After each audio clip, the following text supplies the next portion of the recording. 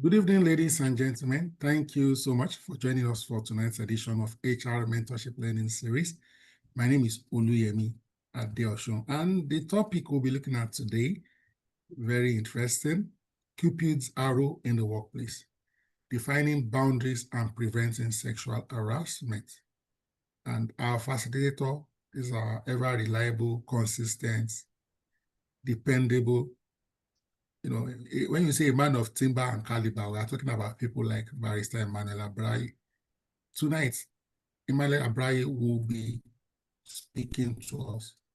I would still like to read his profile. We may have somebody who is just joining us for the first time ever, or who might not have had the privilege of getting in contact with the wonderful personality, professional Emmanuel Abraye. He's an employment and industrial relations advisor with Renaissance Africa Energy Company Limited, formerly Shell Petroleum Development Company Limited.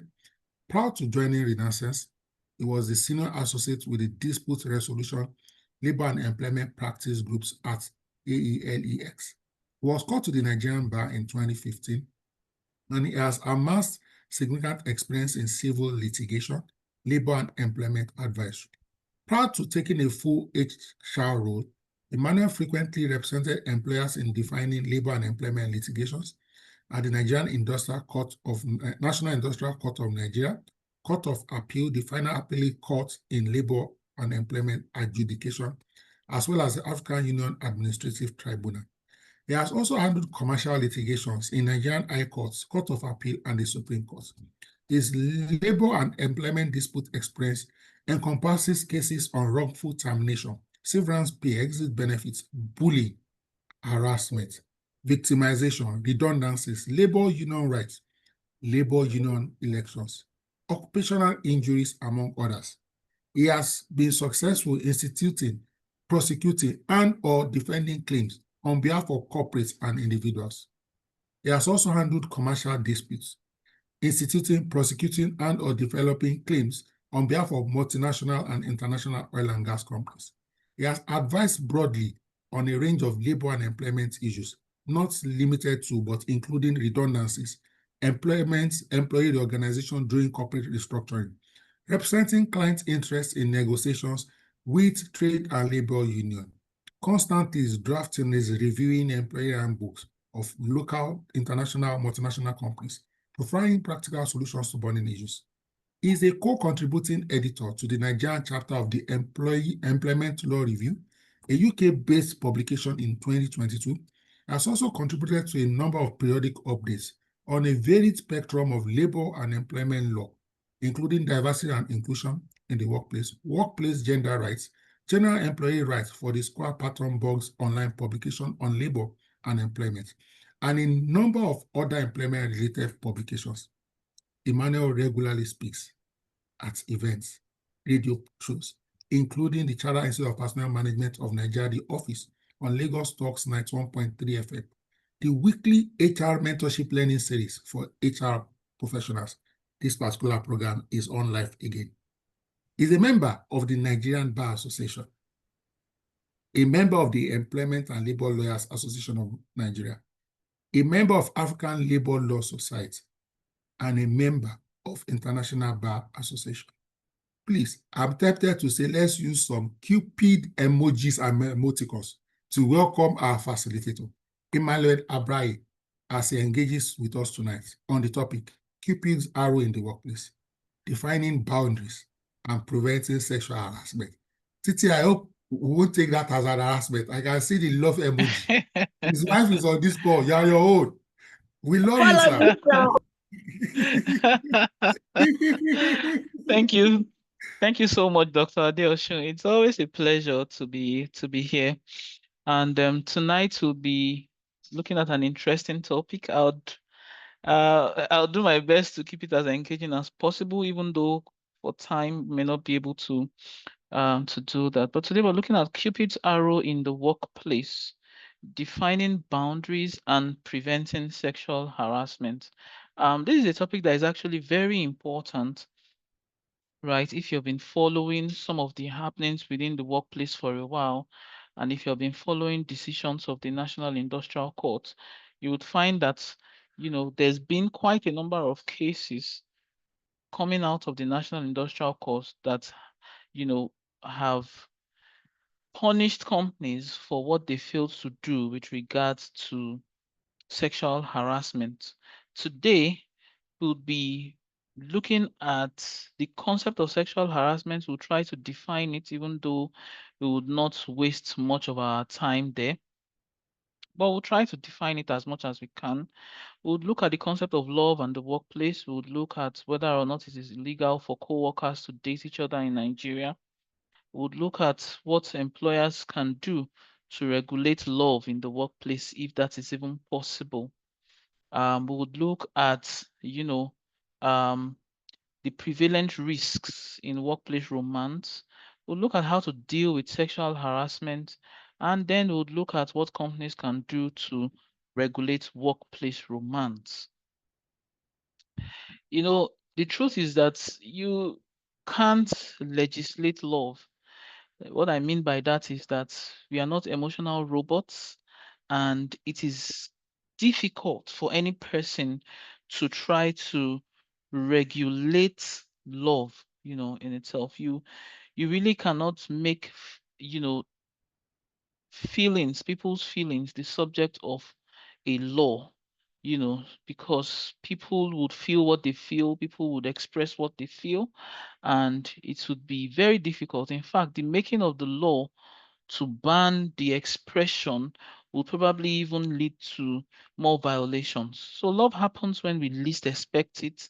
Even though sometimes it's not love, it could just be any other thing ranging from flirtations to romance, to dating, courtships, and sometimes even marriage, and all of these things happen at work, and statistics have shown that 60% of adults have had a workplace romance.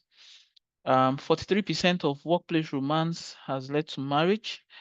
40% of workplace romance involves cheating on an existing partner, increasing workplace gossip, and the perception of promoting favoritism. And that leads to the nightmare that HR managers always want to avoid as they try to regulate activities in the workplace. So the love dynamics also plays across several rungs of the corporate ladder. You would find even very senior employees, loving down towards their subordinates, and then you'd find lower cadre employees loving upwards, to their managers and all of that. But it happens. But then we need to understand how we can, you know, r- create policies that make love more realistic in the workplace, so that we are not caught in any kind of claims against our companies. The truth is that we spend much of our time at work and with our colleagues, and it is not out of place to occasionally find colleagues loving themselves, flirting amongst themselves, and just generally just being people. But the truth is that something that may have commenced as mutual attraction amongst colleagues at work and mutual affection could eventually plummet into accusations of harassment, intimidation, bullying, victimization. And these things happen a lot. So for instance, you have a situation where a highly placed employee or a senior employee, loves a graduate trainee, you know, and the graduate trainee does not think the senior employee is a spec.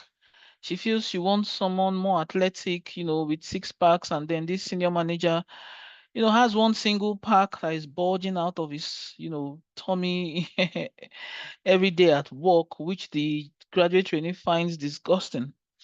And, she turns him down, and then he retaliates. And then you start finding things like, you know, performance appraisals being deliberately, um, um, interfered with in such a way that, this employee cannot even get the basic score to progress even from, that training program. Sometimes you would have things like, employees being bullied by seniors who feel like they have no right to have refused their proposals and all of that. So, even if when it's a mutual agreement between employees, you still find that at some point, a mirror can be very beautiful, but when it's broken, it can become a dangerous weapon. So you then find accusations flying everywhere about who did what and who did not do what, you know, and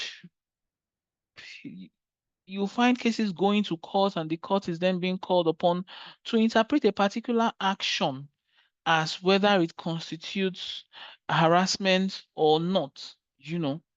So employers have grappled with these risks that are inherent in workplace romance, and the challenges are usually woven around designing flexible policies to allow for romantic relationships among co-employees, or maintaining a rigid stance proscribing romantic relationships at work. So today we're going to look at, how employers can hedge these risks that arise from workplace relationships. Now, what should we do? Should we be rigid and say no one can date any person who is an employee of this organization? Or should we say, okay, well, do whatever you want to do, but keep to these procedures whenever you want to date yourself or be involved in workplace romance?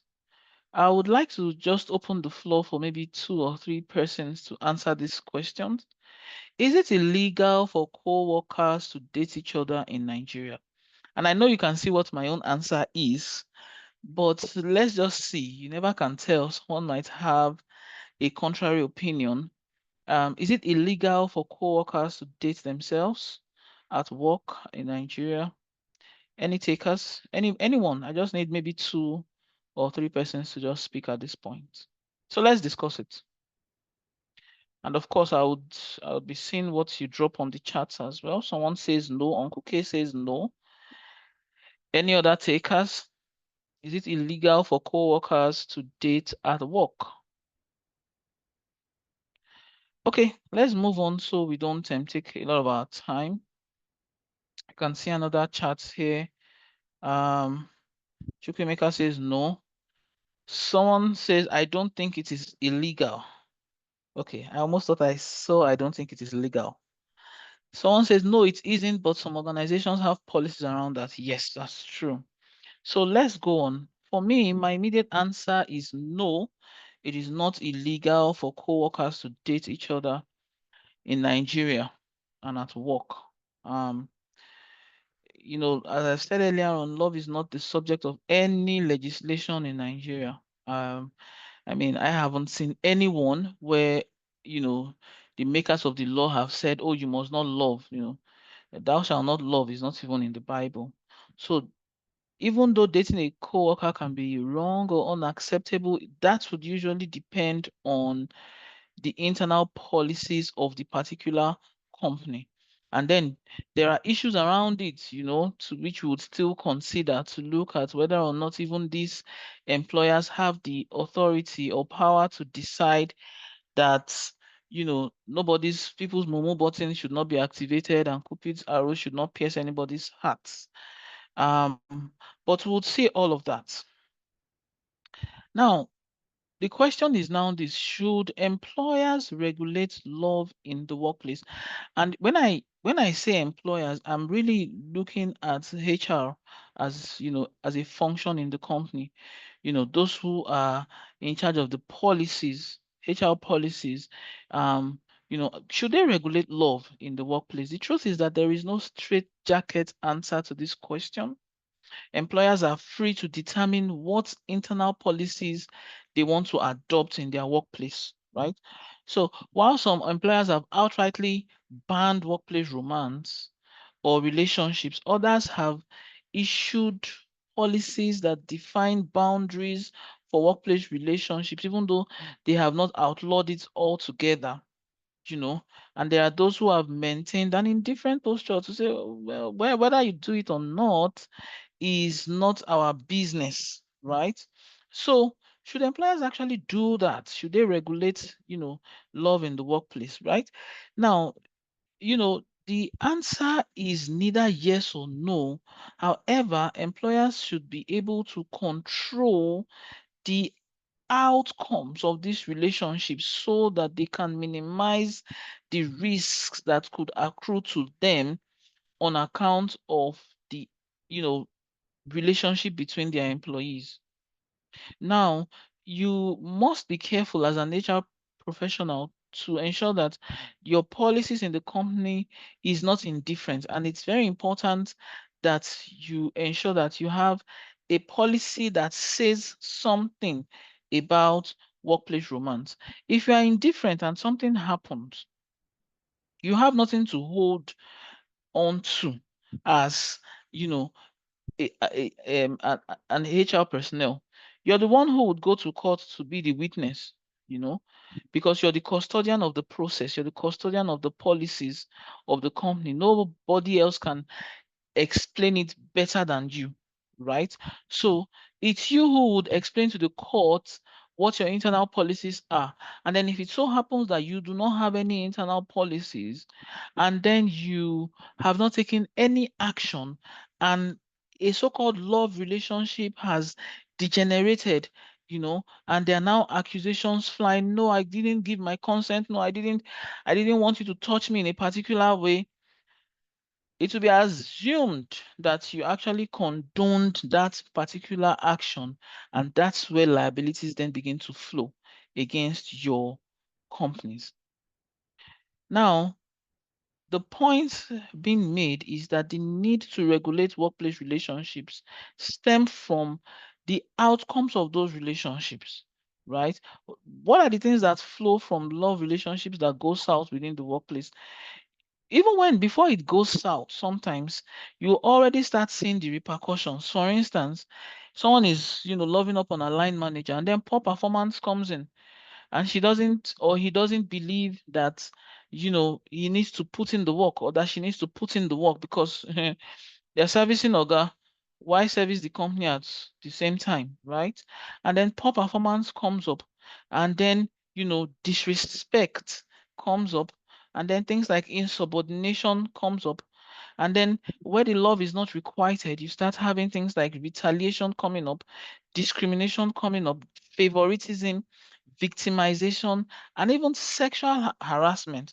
Of course, there's STIs and STDs that also follow some of these relationships. Some companies have even gone as far as providing condom dispensers in their toilets to ensure that, employees carry on their actions responsibly and do not spread STIs and STDs within the organization. And I'm not even joking about that. I'm very sure of it. Now, so all of these things may give rise to claims against, your company, and even the perpetrator of some of these actions, especially where, it constitutes harassment. Now, the preponderance of evidence in the workplace points to the fact that the employer should, at the very least, have a policy to regulate workplace romance. Now, you cannot. Why this is important is because, the contract of employment, as we know it, is not just that offer letter, right? It includes your handbook and every other internal policy that's operational in the company, right? So long as you provide those documents to the employees upon their onboarding, right? Or when they are reviewed, immediately after review and publication, the employees are also made aware that those policies are now in place.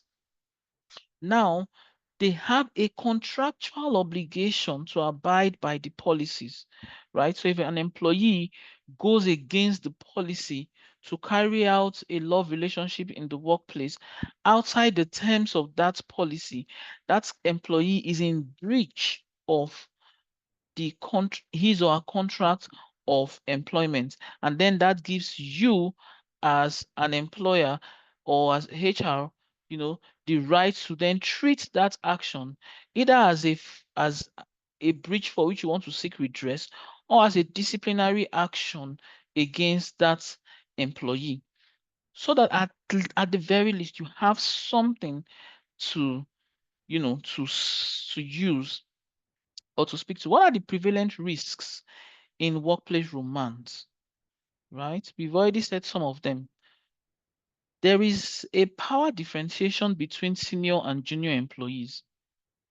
I can assure you, and there are cases that, if I had the time, I would have shared, which is to the effect that that power dynamic that creates a gap between the lower ranking employee and the higher ranking employee means that lower ranking employee could not have been reasonably expected to refuse the advances of a senior employee, right? Especially when there are accusations of harassment. If you can say from now till tomorrow that, oh, it was consensual, they would look at it that the power dynamics makes you a more powerful player in that relationship. And so it's unlikely that you did not force your way, right? So it's important actually for you to have these things in place, because when it is between an employer and employee, or a senior employer and a junior employee, these things can take an ugly turn. It can be very, very nasty, right? We talked about performance appraisals earlier on. Work assessments, incentives could be clouded by favoritism. So, for instance, someone is just getting an outstanding rating, and the person's output is clear to all that they really don't deserve these outstanding ratings that they are getting. So the question then is, why is this person getting an outstanding rating when in fact they do not deserve it? Right? And that becomes discrimination. And then you have situations where more deserving people are not getting the promotions they should get, more deserving people are not getting the performance ratings that they should get, more deserving people are not getting the bonuses that they should get, simply because there is someone being favored, by things like this. And of course, merit would usually be sacrificed on the altar of special favors, and the hard work of other employees will not be recognized. And when situations as this persists, someone can actually file a constructive termination suit against the company. And, they resign their employment and say that, look, I have been placed in a situation where I cannot be reasonably expected to continue working for this employer because of all of these surrounding activities. So that is why it is important that you do have a policy rather. And there are civil liabilities that come out of all of these things. There is a case, and I'm sure many of us already know that case, because that is what we lawyers call locus classicus when it comes to sexual harassment claims in Nigeria, right? So these are the risks that are prevalent. It will affect culture at work, because then you would be passing across a message that it's only those that love that would gain. If you know love, waiting you gain, that kind of thing. And then you're building a promiscuous workplace where it's only those who are in the game that would make any headway. Now let's go to sexual harassment and try to see how we can define sexual harassment. Now, I know that a lot of us have provisions in our handbooks that have defined sexual harassment one way or the other. But this is the advice I always give. The National Industrial Court has defined sexual harassment.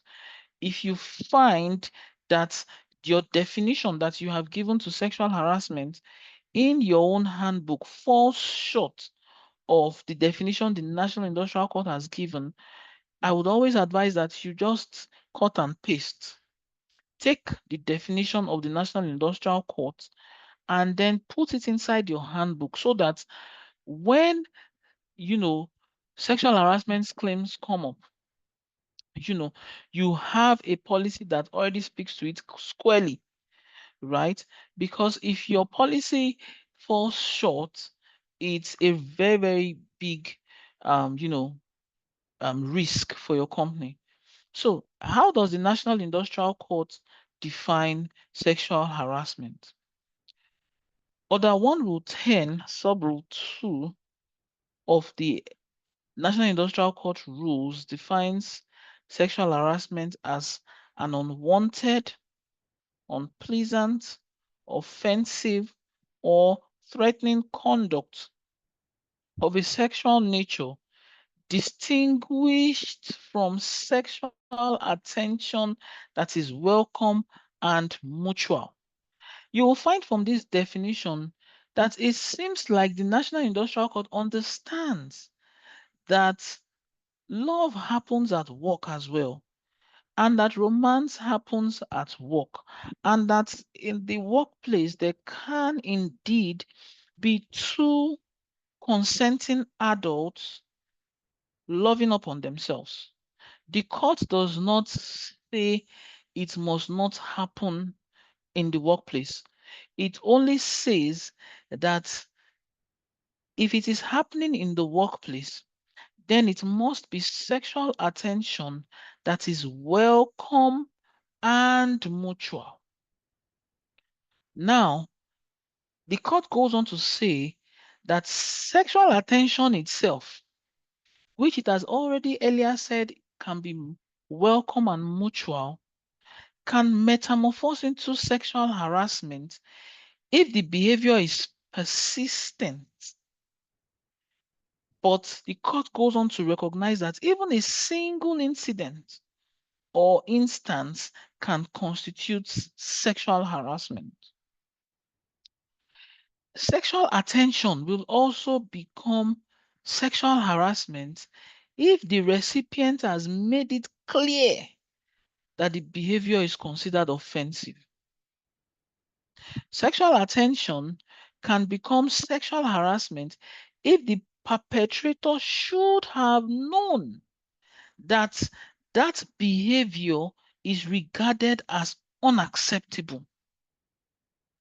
And in all honesty, I have had the privilege of both drawing up handbooks and reviewing handbooks for national companies and multinationals. And I can tell you, this definition is one of the best that I have ever come across, right? There is no definition that is so in-depth. In fact, the National Industrial Court also has a separate, portion of the rules of the court that even goes deeper to define what sexual harassment is.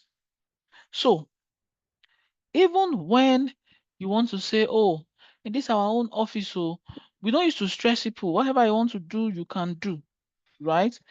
But the National Industrial Court is telling you that if an action is unwanted and it's of a sexual nature, but it is unwanted, it's unpleasant, it's offensive, right? And it is threatening. Now, mind you, these things, all of these attributes do not cohere. It doesn't mean that all of that for something to be called sexual harassment, it must be unwanted, it must be unpleasant, it must be offensive, it must be threatening. To now be asking someone, did you feel threatened? Did you feel threatened when I touched you? Because whenever we do investigations, some of these things become, you'd see employees trying to create defenses where defenses do not exist, right? And they want to say things like, oh, when I touched her, she did not feel threatened. Now, how can you say it is sexual harassment? Or it was not unpleasant? That I don't want to go too far in it, but I'm sure you all understand what I'm trying to say. Now, despite the fact that the National Industrial Court understands that there can be sexual attention that is welcome and mutual, it also tells us that sexual attention can move from being sexual attention to becoming sexual harassment. Don't say, oh, I did not touch her now. I was only looking at her. If a lady tells you that she feels uncomfortable, or if a man tells you that he feels uncomfortable by how you look at them, I don't want to turn this into an X-rated discussion, but I'm sure many of you understand what I mean.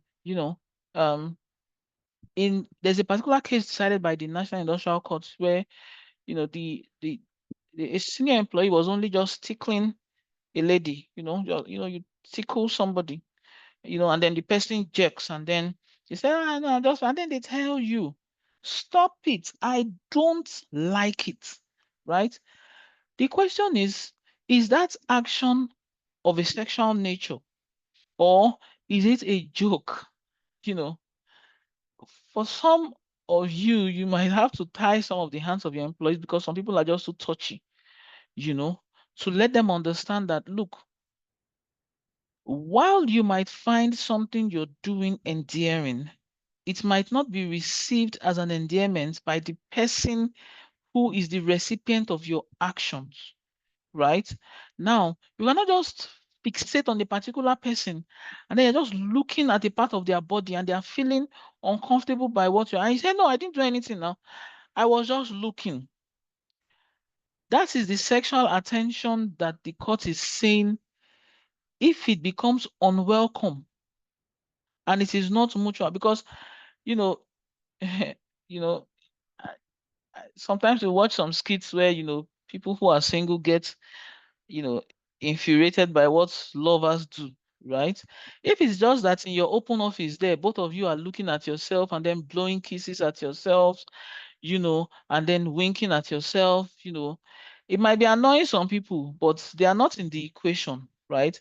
They cannot claim that they feel harassed if the sexual attention was not directed at them. It can be something else, so, and they might just, you people might just be annoying other people, right?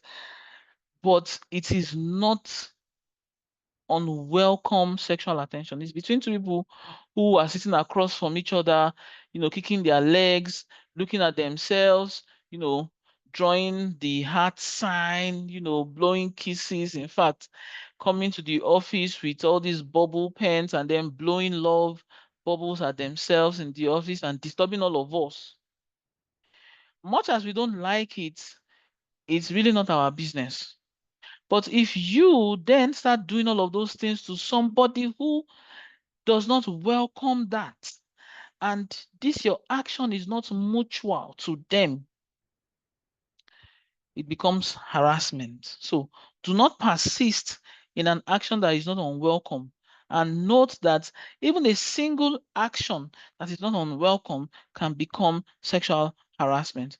And if the recipient has made it clear that this is sexual harassment and or that they consider this thing offensive, you cannot persist in it, right?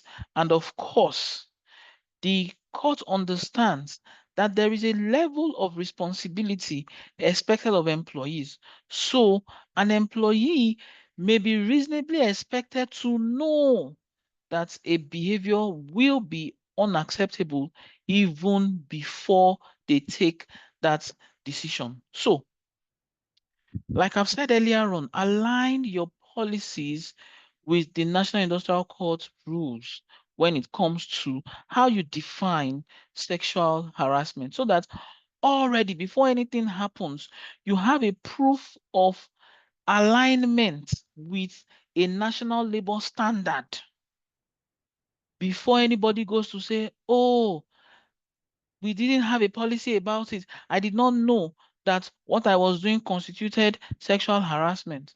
The court is not going to define, because now it has placed, the definition in its rules.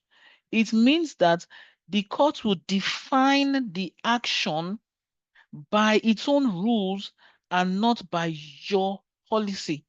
And that is the reason why you must align your policy with the provisions of the National Industrial Court rules. Now, there are two concepts known as condonation and ratification. And I will explain them, because when it comes to sexual harassment, silence is not an option for the employer.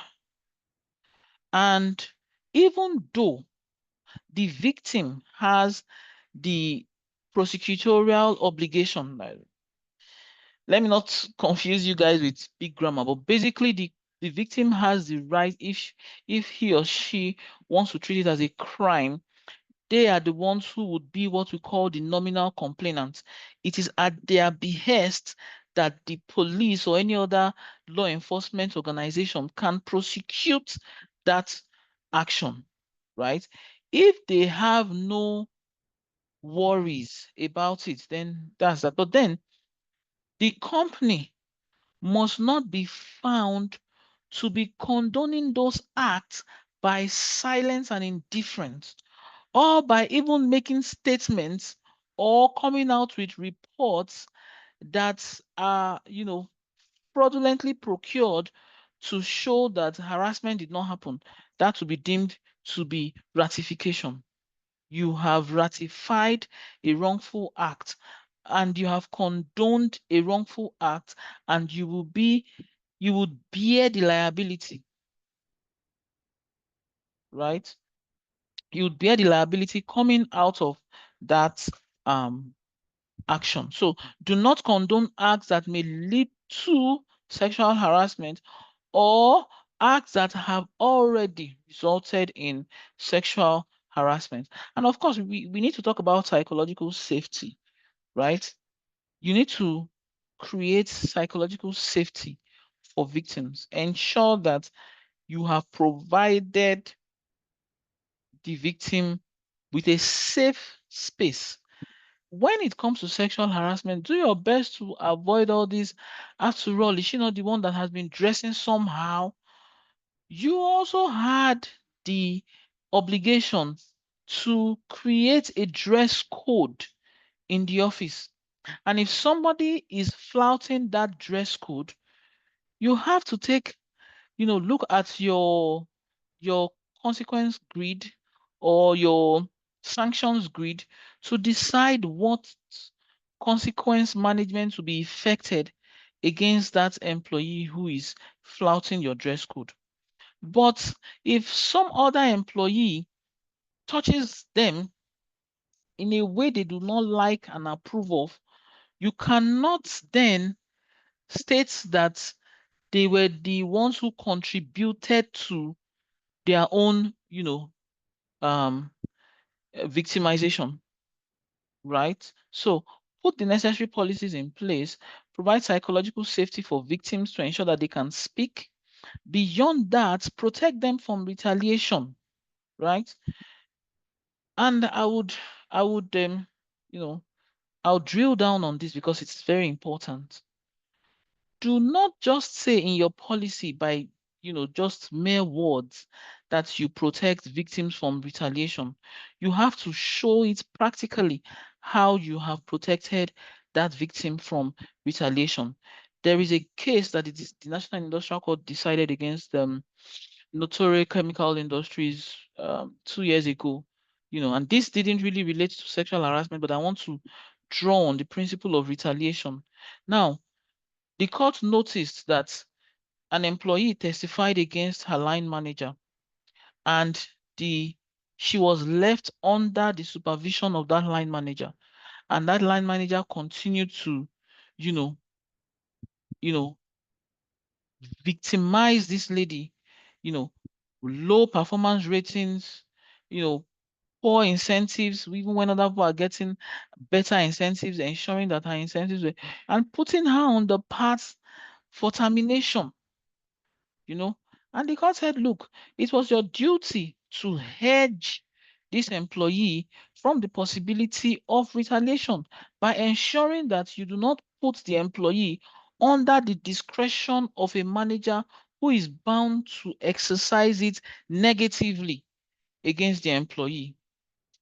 So in instances like this as well, you have to ensure that you are, shielding that employee from retaliation.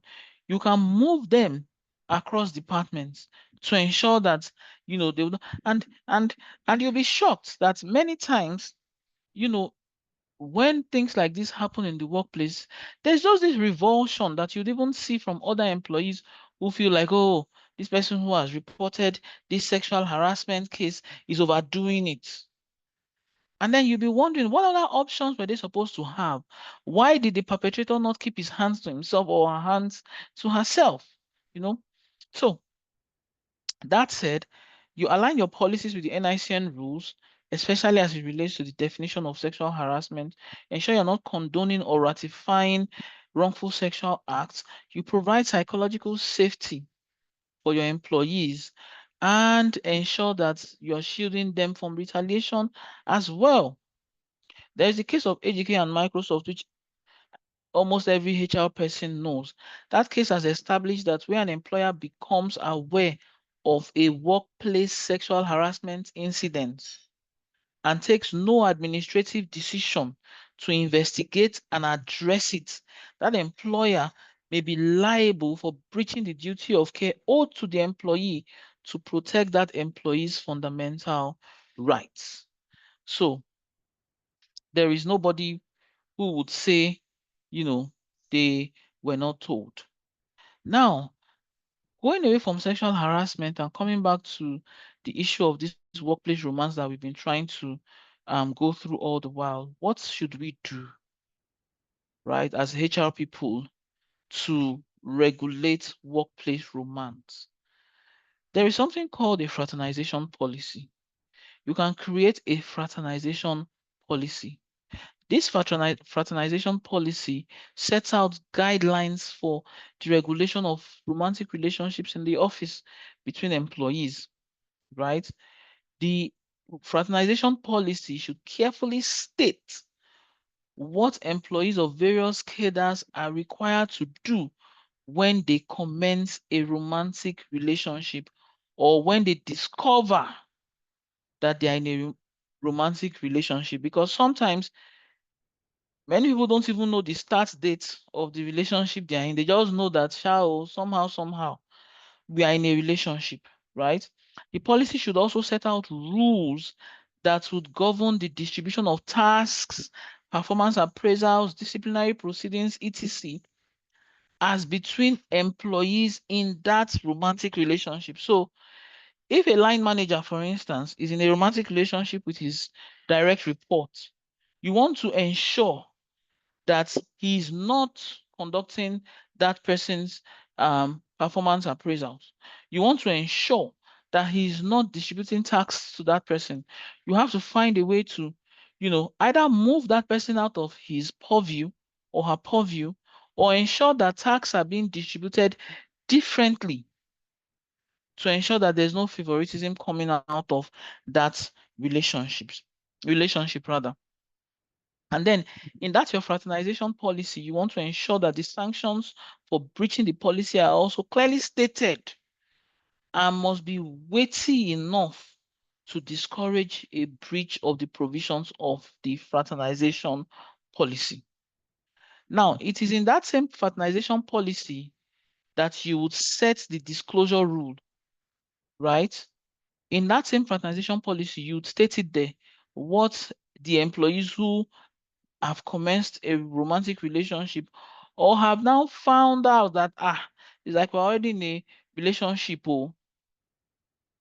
you put it in that fraternization policy that they should disclose it to HR, right? This requirement, is, as I've said, part of that fraternization policy, but can also be used by employers who do not have a fraternization policy in place, right? To say, okay, disclose this your relationship to HR. Employers should issue notices requesting disclosure of ongoing romantic relationship to HR on an ongoing basis, right?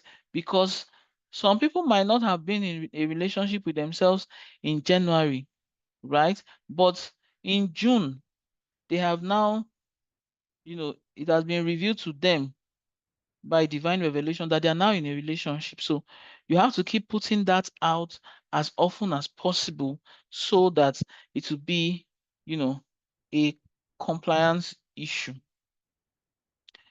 Now, it is not just about the commencement. How about the breakup? When you have broken up as well, you can actually have it in your fraternization policy that HR should be notified. Now, all of these things might sound extreme, but then that your fraternization policy will contain a clause where the company would disavow any liability accruing to anybody on account of failing to report the relationship they have to HR. Because sometimes these relationships morph into some very dangerous things, because you then have issues, of STIs coming up, and again, because reporting to you gives you the opportunity to decide what you want to do, right? Because you don't want a situation where, an abortion is now trying to come in as something the company should compensate as a workplace injury. And I'll not say more than that, right? So because reporting to HR would enable HR to take the necessary steps to protect the employees. So, for instance, HR may need to remove an employee from being under the supervision or control of a superior employee when a relationship between the superior and the subordinate has gone south, right? To ensure that unfavorable discretions are not being pinned or meted out on the subordinate, right? And if you fail to do this, it could be held as an unfair labor practice. The third thing I'm going to say about companies regulating workplace romance is to require the execution of love contracts, right? Now, as an employer or as HR, you could create relationship contracts or what they call love contracts that are designed to extract what lawyers call representations and warranties from the employees.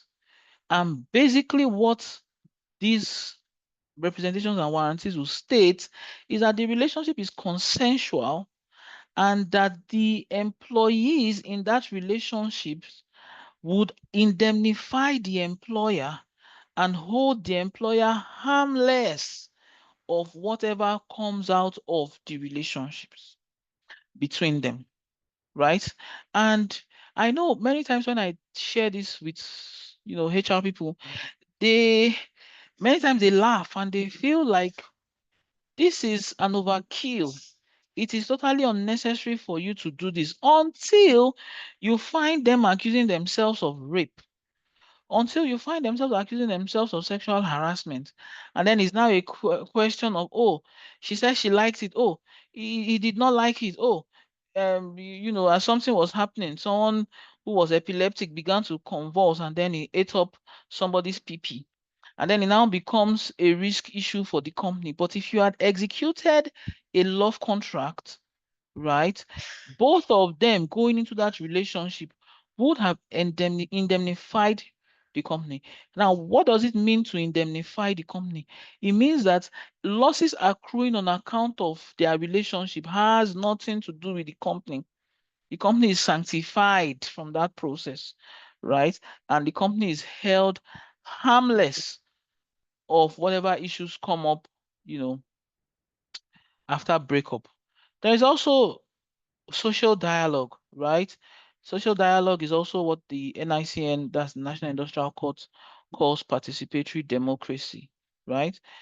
By this, employers are required to engage in consultations and negotiations with workers to foster an enabling environment for reaching set goals, right? So if, for instance, an employer has set a zero tolerance for harassment, victimization, intimidation, discrimination, the employer is at liberty to discuss the means and measures for reaching that goal with the employees.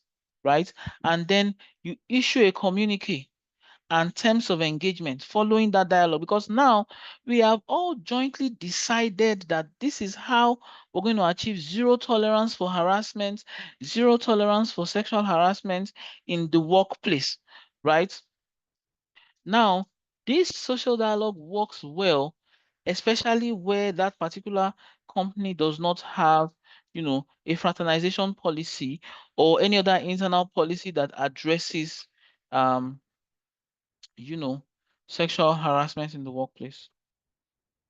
Lastly, let's look at outright or partial ban of workplace romance. So it's within your rights as the HR, responsible for designing processes and all of that, to decide that, okay, we don't even want it, right? Don't do it, right? And many companies have those things in place where it is banned, and if you start it, one of you must resign, right? And then amidst yourself, you would decide who is going to resign, because we don't want two of you at work doing other stuff. So employers may outrightly ban workplace romance or relationships and require one of the partners to resign once a relationship commences.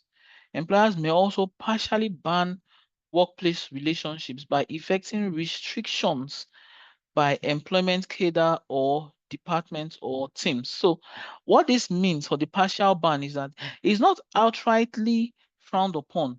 It's just that if both of you are in communications, you can't be in a relationship. A relationship. If both of you are in legal, you can't be in a relationship. If both of you are in HR, you can't be in a relationship. You can, you can conduct your romance cross-functionally, but not within the same function. So, and again, an employer may ban a lower cadre employee from dating a senior cadre employee or management employee, or the employer may ban employees from dating or engaging in romantic relationships with people in the same department or people in the same work team. So basically what we're saying here is this. To regulate workplace romance, you won't consider creating a fraternization policy. If you do not already have a fraternization policy, you want to disclose, create a policy mandating disclosure to HR, right? You want to require the execution of love contracts where we said they would hold the company blameless and indemnify the company from any acts coming out of their relationship, right?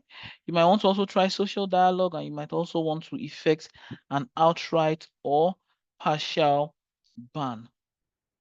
So in conclusion, I'd just like to say this: in as much as employers are conscious of, the need to regulate workplace relationships, you must also be very careful to ensure that you exercise this in a way, um, you know, the the way you draft your policies, you ensure that you've not created policies that will breach an employee's privacy rights. Now, and I know I'm saying this in the conclusion, and I'm deliberate about saying this in the conclusion because I want this to be the last thing I say. In designing your fraternization policy, or in, requiring escalation to HR, it is not compulsory for them to abide by it. It is just that when they have failed to abide by the policy, you then would treat it as either a breach of contract, for which termination can be a resulting effect, or you treat it as a disciplinary issue, and upon conclusion of which you can fire. You cannot continue writing emails to someone forcing them to review whether or not they're in a relationship with Lagbaja or Tamedo. If they choose that they do not want to reveal that information to you, there is absolutely nothing you can do about it apart from taking advantage of the rights you have contractually and under the policy. So the policy would also inform the employees that where they fail to, disclose, and evidence points to the fact that they are really in a relationship, the employer has the right to take disciplinary actions against them, right? So for instance, an employee cannot be saying, no, I'm not in a relationship with this person, I'm not in a relationship with this person, no, but you guys are always looking for blind spots in the office space to do stuff, right? And then CCTV camera is catching your movements where unnecessary touches are happening, right? That's proof of workplace romance, whether or not they have admitted it. And then you can always go ahead to take what decisions you want to take. The point is, no employer can kill Cupid. Cupid shoots these arrows from time to time, but there must be policies to meet these arrows halfway so that you hedge against the risks that may result in financial liabilities to your companies. So that brings me to the end of today's topic. Thank you very much, everyone. So I'll hand over now to Mr. Adeosun if there are questions from anyone. Thank you very much, everyone. Thank you so much. That was phenomenal. Masterclass, direct, insightful. Thank you so much. I put in a funny comment here. I'd like to read it so that it's not all serious, serious, serious. I said, Okay. should companies not be entitled to collect dowries for relationships that end in marriages that are initiated from their workplace? After all, they should get something. They were part of the process. Oh my God. Ladies and gentlemen, any question, any comments, any remarks around the subject matter, please? Please raise your hands quickly. We'll unmute you, enable you to ask your question or contribute. Or you want to share any experience, please don't mention any organization or any person, I beg. All right, still checking. Okay, I see a hand already. So we start with Bukola, then we go to Shulamite, then we go to Uncle K.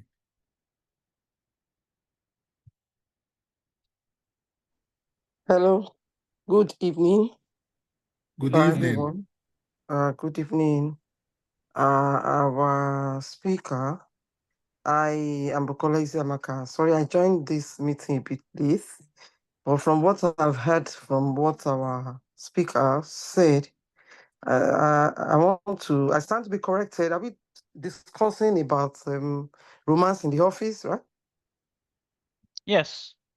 Okay, I want to just share my own little experience. As far back as, was it 1993 now?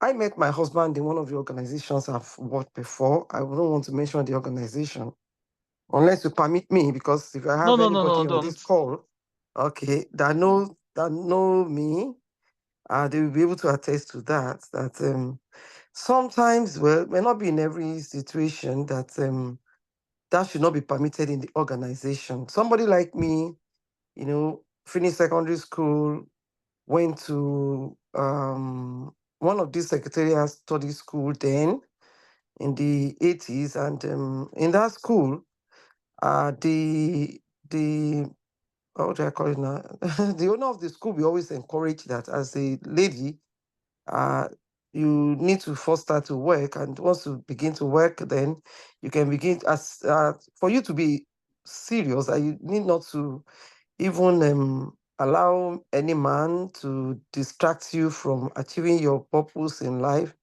He will tell us back then that you become sugar and thief ants will not come around you. And of course, the impression that was created then was that once you start to work as a lady, then you should be relaxed. And of course, there is time for everything. So when I got my first job, I believed that, well, now I'm matured enough to settle down and get married. And of course, so when I joined this particular company, I met my husband. We were both in the same department. You know, he was like a clerk. I was the secretary in that department. And of course, like what we've been saying, there was a kind of, it didn't start as that kind of romance in the office.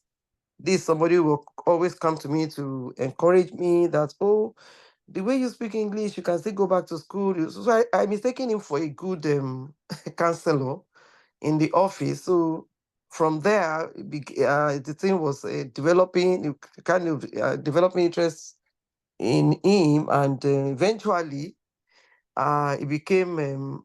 But then I remember very well, even at that is the way you employees, even if it's going to happen like that. What I'm trying to say is that we should not say a total no to it, because that sometimes that, maybe it has been ordained that it's in the workplace.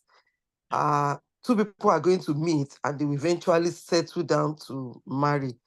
There are some of our colleagues then now, they are always happy for us, when they remember the young Bukola of that time and the young Jude of that time. They are now both married, happily married, And so I don't want us to totally discourage that, because of course, a workplace, it's like a place you come and you spend so much of your time there. So if our upcoming youths can also have the same experience, I don't think there's anything too bad about that. So like we are saying, there may be reasons for us as HR practitioners to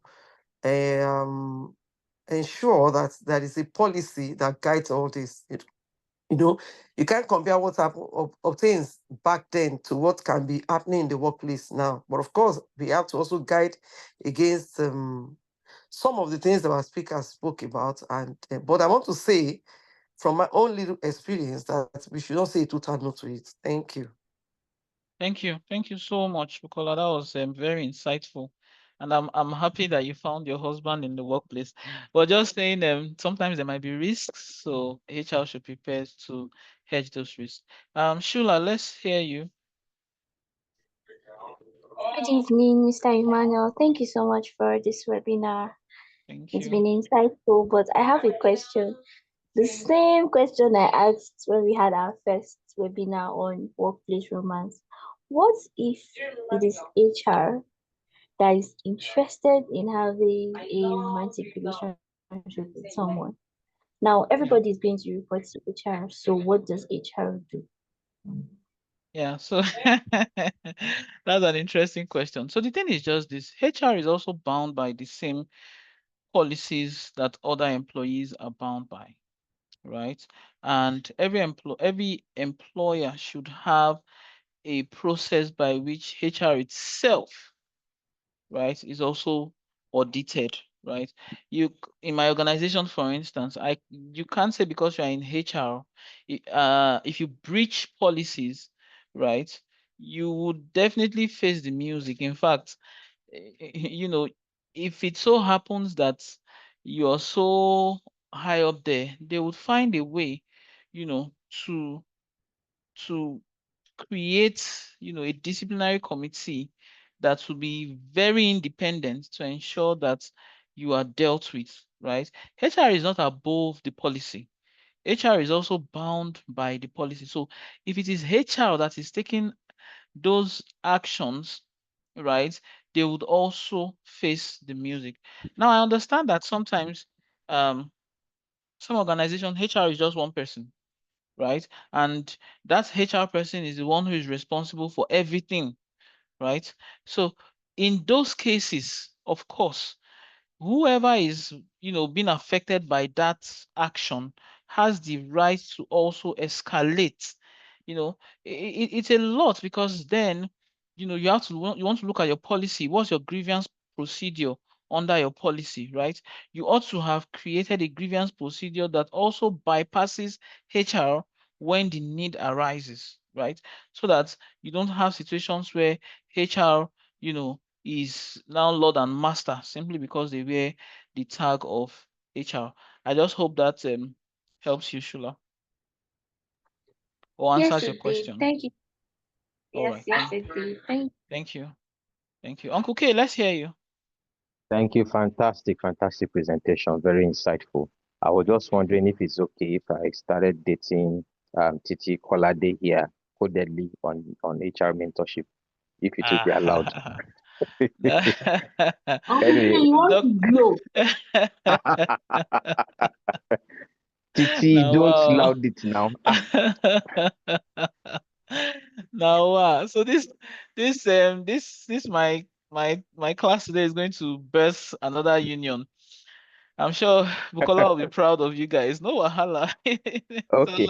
So, So in an organization, if we have such rules or guidelines in place that prohibits, engaging in such amorous relationship or dating each other like that, and they are actually together, but they can't come out and say it. I've seen a case where they stay together, but they have to go and stay far away where people wouldn't know that's where they stay, and then they come to office separately, So, um, that way, are they infringing on any uh, rule of that organization? I know the two people involved in that organization, so that's just my question. yeah, I understand. Thank you very much. So it depends on the policy of the organization. Like we said when we started, there is no legislation in Nigeria that is against love, right? There is no law that has stated how love should be carried out, right? And everything depends on what the organization itself has created as its own policy, right? So if an organization has created a policy that bans activities like that, the secrecy of the employees will not avail them on the day when Kasala will burst. Because there's nothing hidden that will not even be revealed anyway. Somewhere along the line, they'll slip up. Even if they like, let them be working at VI and go and be living at Magboro, right? Something will still happen someday and everything will still come to light.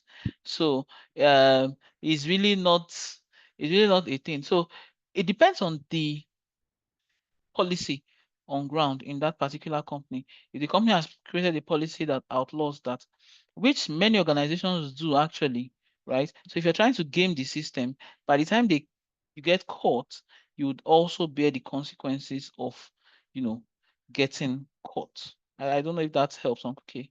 Yeah, Kunle, your hand is up. Let's hear you. All right. Good evening, Emmanuel. Good evening, Good everyone. evening. Thank you for the session this evening. I must really say it was able to touch a lot of areas. So mine is not a question, it's more like a contribution. I'll pick it up from a contribution from Bukola just to say a few things to it. So companies don't actually want to ban workplace fraternization or romance. They don't want to actually ban it.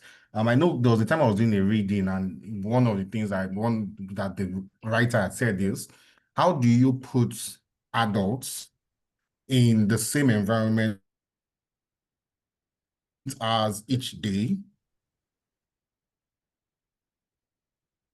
30 or 20 times in a month? Like, do all of that calculation, and you're saying that you don't want there to be any sort of feelings development in the office environment. That is humanly impossible. It might not be romantic, but there will still be some level of cordiality. There will be some level of favoritism that will go on. People will form friendship, they'll form bonds. However, why companies are always against love relationships is because of sometimes or most times past experiences within the organization, where somebody had declared a love interest for a lady, the lady has said no, and then because this thing has to do with emotions and feelings, it quickly goes from one extreme of loving the person to hating the person, to that extreme, and because of inability to manage emotions properly.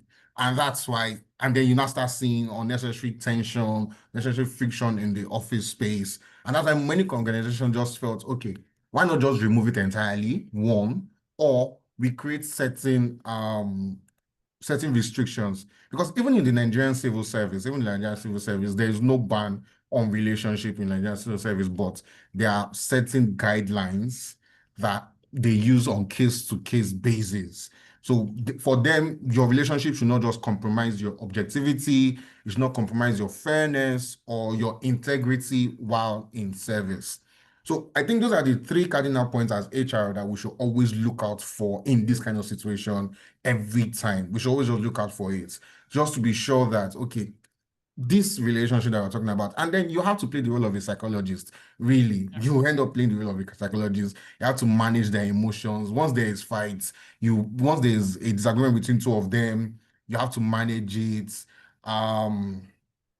Yeah, so there's a chat from this doctor. He said about the army and police. Yes, even in the armed forces, there's restriction. So what they actually do in the armed forces is this: an officer cannot go to rank and file. That's for instance, in the army, a major cannot be dating someone that is a sergeant or someone that is a corporal or master warrant officer. No, you can't go that far.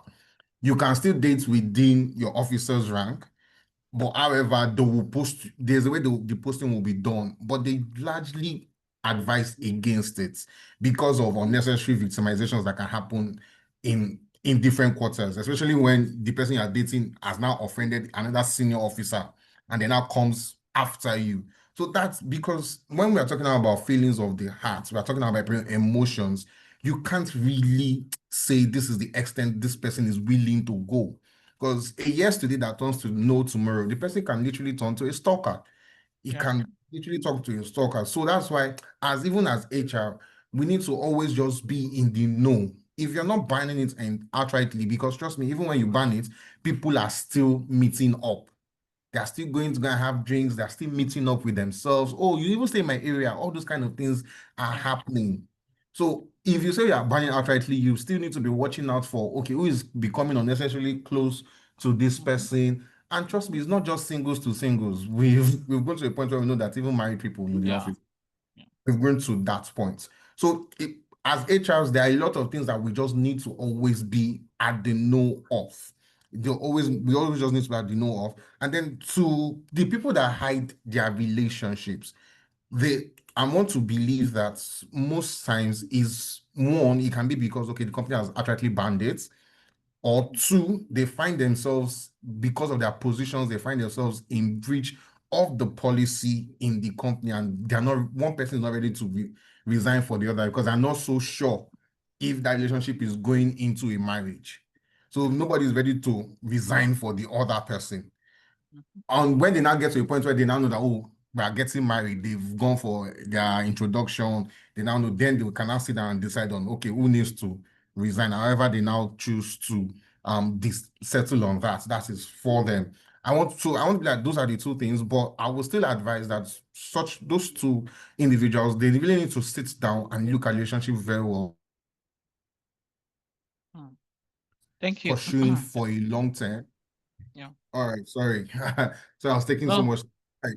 That very, very helpful. Very helpful. Thank you very much for the contribution. Very, very valid. Bukola, I can see your hand is raised again. Yes, thank you. Yes, I just, this is about knowledge sharing. I just want to also share an experience I had, as the head of HR of one of the organizations where I worked before. It was about, the company, HR needs to be very careful when it comes to, trying to restrict, like the last week I just said, it's about emotions now. And of course that company, we don't really have a policy, but it came as a rumor to the HR at that particular time that there was a staff who was dating another staff, and it wasn't a good one this time around because the man involved was a married man, and he was dating a young lady in the office. And of course, a panel was set up to investigate this, and we had to invite the two of them separately. But I was shocked when the lady came and to face the panel, and she was asking some pertinent questions from us. I felt so embarrassed. And then one of my organs in that panel, because as the head of the HR, then, the management set up a very, very strong, formidable panel to investigate the matter. And the lady was asking questions like this, that one, she's matured, and she has the right to live her life the way she wants to live it. She was asking us that did she complain to anybody that somebody was harassing her in the office? She was asking some pertinent questions like that. And at the end of the day, the panel could not do anything about it. And I want to tell you, if she had sued the company because of this kind of intervention we are trying to bring to play, she will have won the case. I can bet anyone with that, because now we have established the fact that there is no law against such in the office, you know. So what I'm trying to say is that even if the HR is going to come in any way, you know, to restrict people from having that kind of relationship in the organization, of course, that we know can sometimes generate into, you know, conflict within the organization. We should also please manage it well, such that the parties involved will not feel that we are, you know, as the HR or the organization is trying to touch their personal life too much, or maybe they are trying to just work on their emotions. So we just have to be very careful, because I remember very, very well. In fact, the lady became so insulting, and there was nothing we could do about it than to just dissolve that panel and just allow things to be. Thank you. Thank you very much. Thank you very much, Bukola. Just to add that, like I said when I was concluding, you want to ensure that you're not breaching any of their privacy rights. They have constitutionally guaranteed rights, right? And so you cannot breach those rights simply because of a policy that you have designed. We are only saying that there's been one too many cases where you've had workplace relationship deteriorate, and then people then claim they were raped, people claim they are being sexually harassed. And then if you don't have a policy in place that tells people what to do, right? And sometimes these policies are not that hard. Just okay, if you're in a relationship, inform HR. Yes, you cannot, force them to inform HR. People will still want to thrive in secrecy, right? But you have designed a policy that when push comes to shove, you can show the court what your policy is and how it is this employee that has breached the provision of your policy, right? So, however you see it, I've only told us that companies hold these things in different ways. Some companies are hard, they hold a hard stance and then they ban it outrightly. And of course, it's important that some of these things are put in place. For instance, if a senior employee is dating a younger employee, and then without anything, you're just seeing this younger employee getting promoted and promoted and promoted, and then merit becomes, a thing of the past in the company, you know, you you would change the culture of the company unknowingly, and then you start having, to deal with unintended consequences from a policy you refuse to put in place.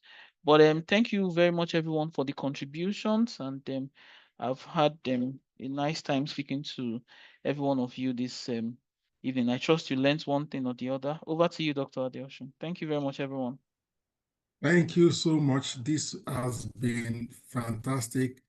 Also, special thanks to everyone who have contributed tonight, from Madam Bukola to Kunle to Uncle K, to Shula, and everyone who dropped comments and thoughts in the Zoom chat group. We appreciate you. Of course, we celebrate everyone who have joined this session live tonight and made it give us full value. The last final thing we'll do is just to unmute right now and express our appreciation to Barrister Emmanuel Abrai. Thank Let's you tell so him that much, we love him. Barrister. Let's tell him we Thank love you, you. sir. We Thank love you, you, sir. We sir. actually love you, sir. Thank you From very starting much. from Thank the you. second Thank you so I much, don't take this for Barrister. granted at all. We love Thank you, you. sir. Thank We are you. grateful. Thank Thank you so you. much. Thank you, everyone.